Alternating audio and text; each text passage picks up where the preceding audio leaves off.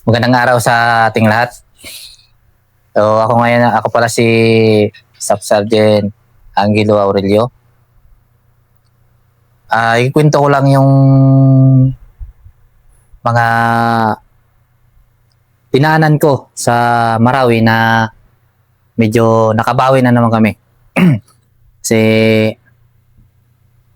dati na nalagasan kami ng tropa, medyo maraming tropa ang na trauma.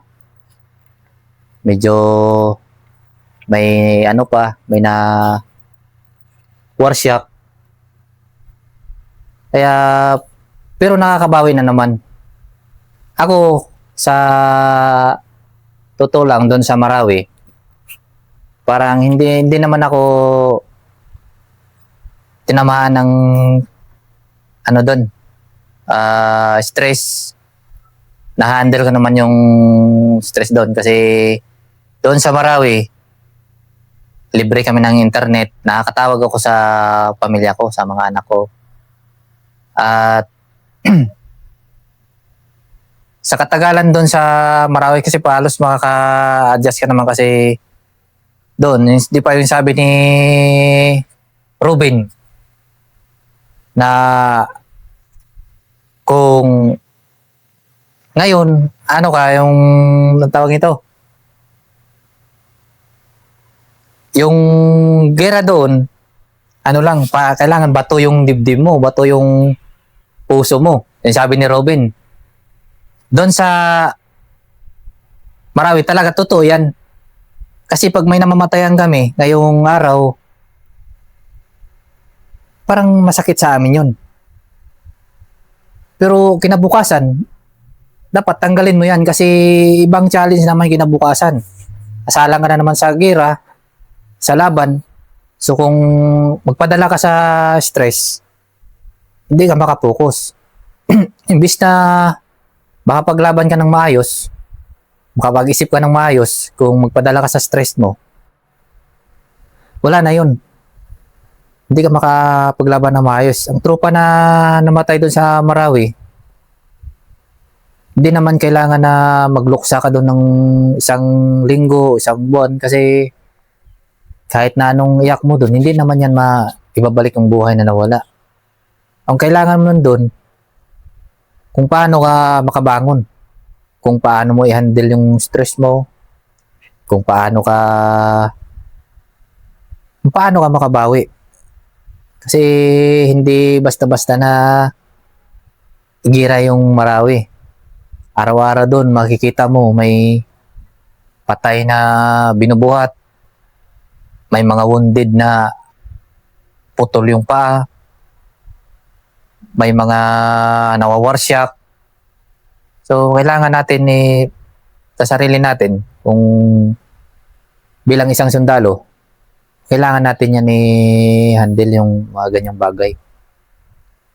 Kasi doon sa Marawi, pag makita mo nagpuputukan sa putok pa lang, kung hindi mo kayang kontrolin yung sarili mo, parang mawarsya ka na kasi putok kaliwa at kanan, lalo na kapag may mag-assault o may encounter doon sa loob ng Marawi.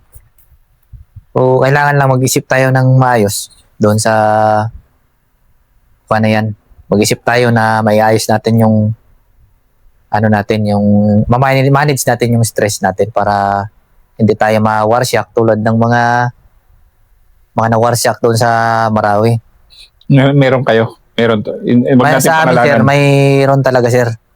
Pero huwag natin pangalanan. Pero talagang kitang-kita nyo? Yes, sir.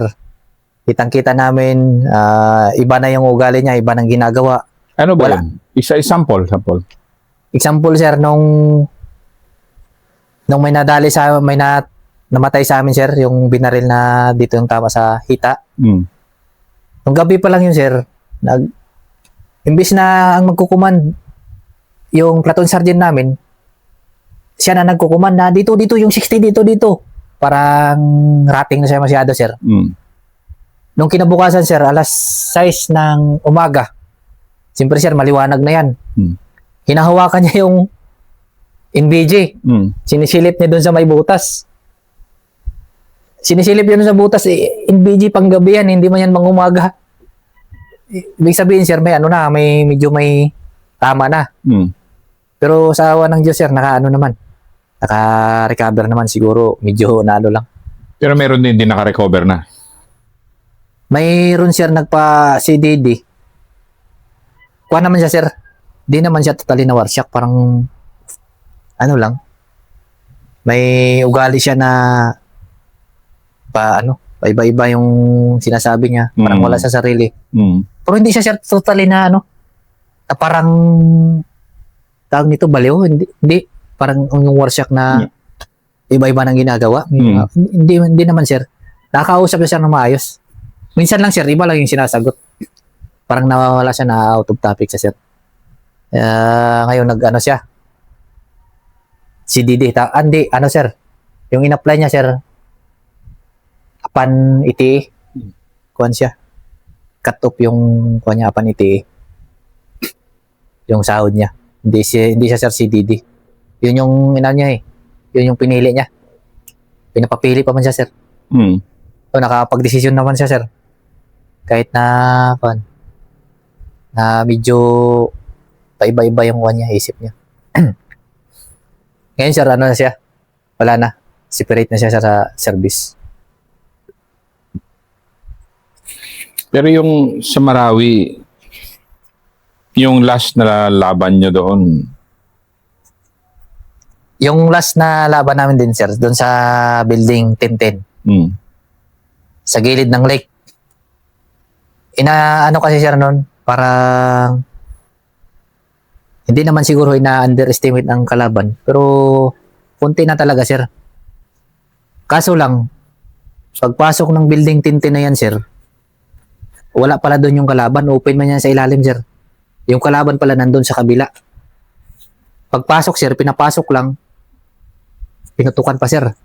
Yung last na encounter namin sa Marawi, sir, may isa pa dyan na namatay, sir. sa inyo? Yes, sir. Si Litsoyom. Doon sa loob. Tapos may isang ranger na naiwan doon sa loob. Kasi nga, sir, kuwan sila, sir, sa loob na parang sir, pinapasok lang. Tapos binagbagan. Ang ranger yung kasama doon, sir, may isang ranger nga doon, sir, na tumalon doon sa sa lake. Nagkabi lang siya sa poste ng building sa ilalim. Parang kilala ko yun, ha? Estudyante yun. Yes, sir. Kuwan, sir, umaga yung encounter, sir. Gabi na siya nakuha doon. Kasi hindi siya, sir, pwede na lumabas sa poste. May sniper na nakatutok sa kanya, sir. Pag lumabas yung kamay niya, sir, itong kamay niya, sir, may mga tama-tama ito, sir. Inagisa na lang ng tali para may tali. Tali yung kamay niya. Malapit lang, sir, pero hindi siya, sir, hindi siya nakalabas doon kasi may sniper na nakabantay. Tapos, gabi na siya nakalabas. Mabuti nga, sir, sa disiplina din niya, sir, hindi siya lumabas kasi yung ibang tropa yun, mainis na, lalabas yun, sir, eh. Siga, umaga, sir, tapos gabi na nakuha. Ito, sir, namamaga na to. Lamig-lamig pa naman ng Lanao Lake. Oo, sir, namamaga na to. Tapos doon... Na-video nyo nga siya, di ba? Oo, sir. Hanapin natin, baka mahanap na. Yes, sir. Mayroon yan, sir, may may video dyan. Pero medyo lang, sir, medyo malayo. Kasi yung nagbibideo, sir, nasa building lang. Sa butas. Sa butas lang, sir, nagbibideo. So, siguro, sir, yun na lang may sishare ko, sir. Ito ang final ko sa Marawi mo. Anong natutunan mo sa Marawi na talagang hindi mo rin makakalimutan habang buhay? Lang, sir, sa Marawi, sir, kailangan na lang doon. Yan yung sabi ko, sir, kailangan matuto ka, sir, mag-manage sa stress mo, sir. Mag-manage ng stress para makontrol mo, sir, yung sarili mo. At kailangan maggawa ka din ng mga pang-stress reliever na activity. Tulad ng tawag-tawag sa asawa, tawag sa pamilya mo para at least pabawasan yung stress, sir. Mm. Para hindi ka masyado power shock Mm. pagdating ng sir, encounter. Wag lang sir, wag lang focus masyado sa encounter kung mayroon man. Libangin mo na yung sarili mo. Paghanap ka ng paraan para patanggal yung stress. Para hindi ka masama doon sa mga na-war shock. Yan ang sir. Sa mga nakasama mo na namatay, 8 palang patay sa inyo doon, ano? Hindi sir, 10 sir. 10. Yes sir. Tapos yung wounded namin sir is 114 sir. Ganun kadami? Yes sir. Sa first assault ng Alpha Company sir, 114. 114 sir. Sa first assault ng Alpha Company sir, 4 yung patay sir, 40 kagad yung wounded dun sir. Yung Alpha Company namin sir, skeleton. Anong feel ng batalyon noon? Sige, balikan nga natin. Anong feel ng batalyon yung unang assault na skeleton kaagad yung company nyo? Lumural sir. Kasi first time na nangyari eh. First time na encounter, first time nangyari. Lumural kami sir kasi yun nga. Unang salang pa lang sir. 40 kaagad yung wounded, 4 yung patay. So, pangit sir, parang masama sa pakiramdam sir na ganyan yung nangyari. Pero that time sir, nung namatayan kami sir ng 4, pinulot naman kami sir. Hmm. Kasi may isang batalyon dun sir, yung 51st IB. Pag mag-pull out kami sir, palitan lang kami sir. Pag sila nasa front, sa likod kami nila. Pag sila naman ang umatras, kami dun sa harap sir. Kinailangan kayong i-pull out, no? Talagang, ang term kasi namin pag na-skeleton, parang pag medyo napuruhan yung isang unit, talagang pull out muna sa front, main front line. Sir. Umatras kami sir, umatras kami dun sa likod sir, nag-training sir, Mm. para ma-represent tropa, tas paturuan din sir. Mm. Nag-atras na kami sir para magpaturo sa LRR sir, paano gawin, tapos nagpa-brief. Mm. Pa-briefing kami sir kung ano yung gagawin doon para para smooth yung galaw namin doon sa loob at maalis yung casualty sir. Maganda naman yung tinuro ng LRR sa next na yung sunod na kuha namin sir, assault doon sa loob, medyo kuha na sir, list na yung casualty. Magka-casualty man sir, yung siguro kuha na talaga yung panahon na niya. Hmm. Sige nga, bigyan nga natin ng pugay yung mga leader nyo doon, mga tenyente nyo, mga company commander, si Batcom nyo, yung isa-isahin nga natin yung mga nakita mong dito yung magagandang tularan at mapapanood to ng mga bata dito na re-report someday dito sa 63rd na yun nga, sino-sino yung mga platoon sergeant, team leader ka kasi nun eh. Isa-isahin natin yung mga pangalan. Sir, ang una-una sir, sinasaluduan ko sir si General Flores ngayon sir, General Ramon Flores ngayon sir. Siya yung batalyon commander namin noon. Sa mga platoon leader o company commander, sila sir ni Major Panoy, Major Vidal, si Captain Braga sa Charlie sir, si Major Busaing, si CEO namin dati sa Bravo sir, si Captain Navarro sir, na-interview ko na. yan, si Captain Navarro noonded doon sir sa Oo nga, nandun na siya sa bukid doon. Marawi. Oo sir, yun, Tinbida, kain ko ng iba sir eh. Pero gaano katibay din yung mga platoon sergeant naman. Oh. Kasi matitibay ang mga platoon sergeant. Kung di matibay, nako. Ang platoon sergeant doon sir, si Technical Sergeant Los Santos sa ngayon, sir. Si Staff Sergeant Trapon, Staff Sergeant Datay, Staff Sergeant Pedrosa, Staff Sergeant Ibarula. Pero yung iba dito, sir, na-relieve na yan dito sa amin, sir. Nandun na sa ibang unit, 23rd. Recon. Nandun na yung iba, sir. Yun lang, sir, yung naalala ko, sir. Kasi Bravo company ako, sir. Yung Bravo lang talaga, sir, yung memorize ko ng mga platoon sergeant. So ano naman yung mga kaisnapihan ng Bravo Company ng mga panahon na yon? Yung kaisnapihan talaga ng Bravo company, sir, wala talaga kaming iniwan na patay dun sa loob, sir. Ang tropa namin na namatay, sir, kuha namin yan kaagad. Kuha namin yan. Kaya patay man o buhay, wala kaming iniwanan, sir. Yun yung kaisnapihan ng Bravo, sir. At kung mag-assault kami, sir, ano yan? Buo. Buo kami, sir. Hindi kami nagwawatak-watak na may iba na sa likod o ano. Kuha niya, sir. Organize kami, sir, pag nag-assault. Tapos yun, sir, nga. Wala kaming iniwanan doon. Kahit patay man o buhay, kinukuha namin yan, sir. Yan na, sir, sa 63rd. Sa Bravo company, sir, 63rd. Original Bravo ako, sir, eh. Then yung finally, ito ngayon, ito nag-iba na mundo mo na naman. Ito, mga makulay na dito, yung mga green na dito. Doon kasi Puro building dun, sir. puro building, puro konkreto eh. And nadaanan mo na yung giyera eh. Yes, sir. And ngayon nakikita mo patapos na. Sana, di ba? Patapos na dito. Sana. Oo, sir. Anong kaligayahan mo ngayon na nadaanan mo yung war and peace na ganyan? Dahan-dahan ng may peace dito sa Samar eh. Kaligayahan ko lang, sir, na ang una, sir, sa Marawi. Hmm. Sa gira doon sa Marawi, sir.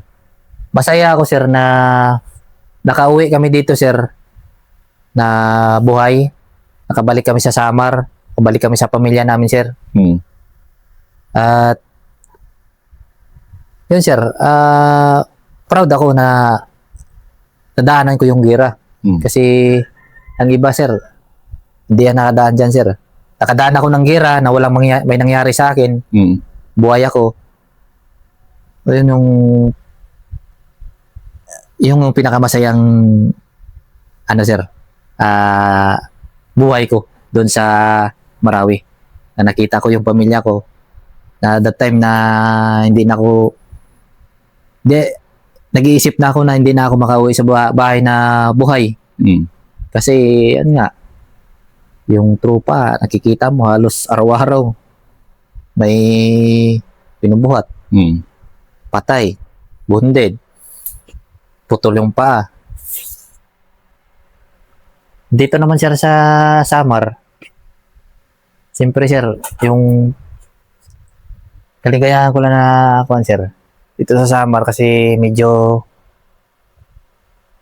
konti na lang, sir, kasi yung ibang ano, sir, ibang mga active NPA, sir, nag-surrender na. Hmm. Kaya medyo kuha na kami ngayon, sir, nakaka-lakad na kami sa kalsada na walang dalang baril, nakaka-jogging-jogging na kami dyan sa labas. Kasi Eh, dati, Dati, sir, hindi. Hindi kami, sir, nakaka-jogging dyan sa labas kasi takot. May Sparrow na dadaan sa'yo, barilin ka o ano. Ang maganda ngayon, sir, kasi yung mga civilian dito, sir, nakikipagtulungan na sa sundalo hmm. na nagsasabi na, sir, nagsusumbong na kung may mga armado sa paligid, sir. Tapos yung isa pa, sir, yung LGU, sir, nakikipagtulungan na din sa sundalo para masuportahan, sir, ang programa ng gobyerno, lalo na sa yung ano, sir, sa Eclipse. Hmm. Yun, sir, suportado yan ng taga-LGU, sir. Yun ang tuloy-tuloy mong ginagawa ngayon, di ba? Yes, sir, kaysa si MNCO naman ako, sir. Tumawa. Combatant kasi bigla. Pero ano yan eh. Yung, katulad ni Master Aurelio na sanay kasi sa combat, nilagay mo sa CMO, parang tilapia na nilagay sa dagat eh. Ibang mundo ba? Pero kailangan pa rin lumangoy. Sir. Dahil kailangan pa rin lumangoy. Actually, sir, hindi naman talaga puro combat operation kami, sir, dito. Nung squad leader ako, sir, may na deploy din kami, sir, for MCSP. MCSP, BTA pa noon. Ano po yung dati. Yan, sir, kaya may experience din ako, sir, sa mga pag-engage sa civilian, sir. Kaya, yun. Medyo laron tayo, sir, eh. Nga, yan ang maganda. Yan ang magaling na sundalo all around para sa bayan. Maraming salamat, Master. Yes, sir. Thank you, sir.